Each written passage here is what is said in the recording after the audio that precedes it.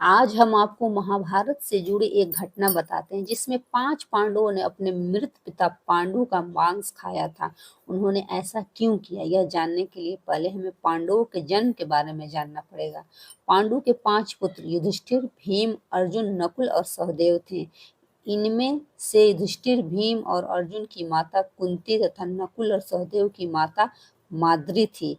पांडु इन पांचों पुत्रों के पिता तो थे, पर इनका जन्म पांडु के वीर्य तथा संयोग से नहीं हुआ था, क्योंकि पांडु को श्राप था कि जैसे ही वो संभोग करेगा उसकी मृत्यु हो जाएगी।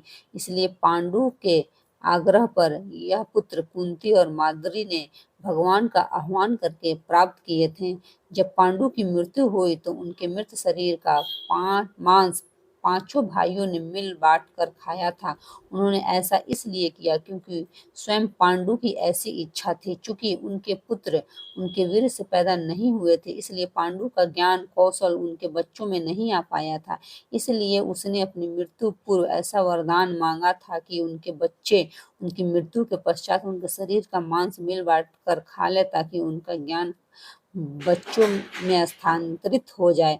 पांडवों द्वारा पिता का मांस खाने के संबंध में 2 मान्यता प्रचलित है। प्रथम मान्यता के अनुसार मांस तो पांचों भाइयों ने खाया था, पर सबसे ज्यादा हिस्सा सहदेव ने खाया था, जबकि एक अन्य मान्यता के अनुसार सिर्फ सहदेव ने पिता की इच्छा का पालन करते हुए उनके मस्तिष्क के 3 हिस्से खाए। पहले टुकड़े को खाते ही सहदेव को इतिहास का ज्ञान हुआ, दूसरे टुकड़े को खाने से पे वर्तमान और तीसरे टुकड़े को खाते ही भविष्य का। यही कारण था कि सहदेव पांचों भाइयों में सबसे अधिक ज्ञानी था और इससे उसे भविष्य के होने वाली घटनाओं को देखने की शक्ति मिल गई थी।